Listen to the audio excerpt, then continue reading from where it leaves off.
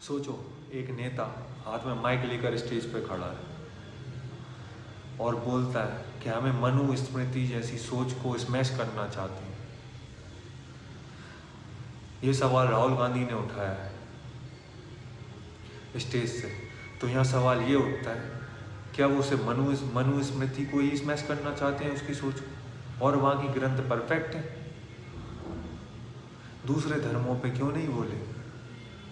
सिर्फ हिंदू धर्म के खिलाफ ही क्यों खड़े होते हैं? आइए समझते हैं पूरा इस वीडियो में। आगे होता क्या है कि राहुल गांधी कुछ दिन पहले एक प्रोग्राम में गए थे, जहाँ के स्टेज पे खड़े होकर उनने मनुस्मृति जैसे ग्रंथों के खिलाफ बोला।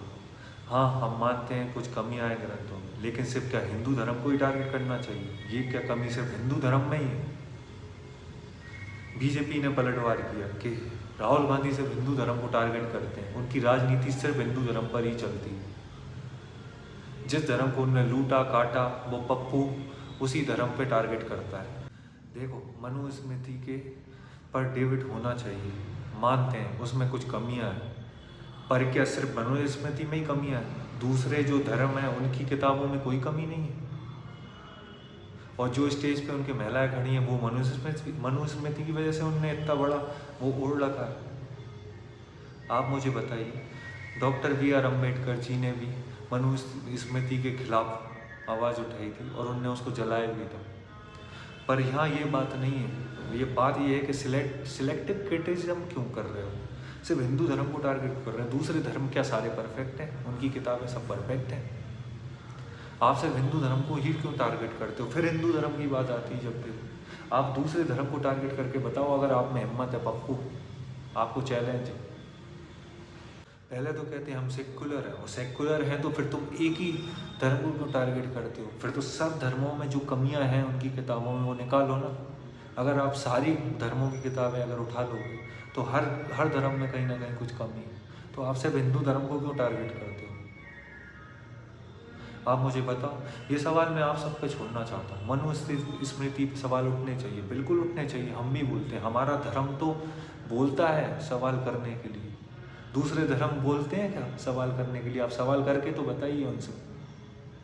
आप बोल भी इसलिए पा रहे हो कि हिंदू धर्म ये इजाज़त देता है आपको, और वैसे भी आपके घर में तो हिंदू धर्म क्या सबको पता है, क्या ही बोलें।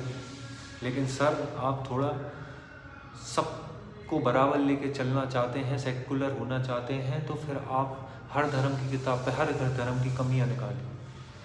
आप ये मत करिए कि सिर्फ हिंदू धर्म को आसान टारगेट बना दिया, और हिंदू भी बेवकूफ़ है जो सहन ही करे जा रहा है इन लोगों को। मुझे समझ नहीं आता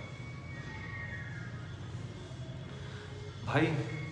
आज कुछ भी हो, लेकिन हम पप्पू से तो भाई दूर ही रहते हैं। हम कभी नहीं चाहते हैं कि ऐसी सोच वाले आगे जाएं, क्योंकि हमारे धर्म को टारगेट करो। हम सब धर्मों की इज्जत करते हैं, हम सबको भाई मानते हैं, लेकिन ऐसे नेता आके आग लगवाते हैं बीच में भाईचारे।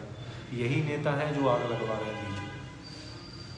अब ये सवाल मैं आप पे छोड़ता हूँ, क्या सही किया उन्होंने सवाल उठाया? मैं भी बोलता हूँ बिल्कुल डिबेट होनी चाहिए इस पे। जो कमियां हैं हर धर्म में हैं, सब पे बात होनी चाहिए, लेकिन सिर्फ हिंदू धर्म पे नहीं होनी चाहिए, सारे धर्मों पे बात होनी चाहिए। और हिंदू धर्म में तो इतने सारे ग्रंथ हैं, अगर कुछ कमियां पुरानी रूढ़िवादी से हो तो उनको बदला जा रहा है और हम बदल रहे हैं। लेकिन इसका मतलब ये नहीं कि आप सब एक ही धर्म को टारगेट करो। आगे सवाल आप पे अपने कमेंट बताइए, और मेरे चैनल को सब्सक्राइब करिए। मैं अब बोलना भी छोड़ दिया है क्योंकि आप करते नहीं हैं, पर हम वीडियो बनाते रहेंगे, आप करें ना करें। जय हिंद, भारत माता।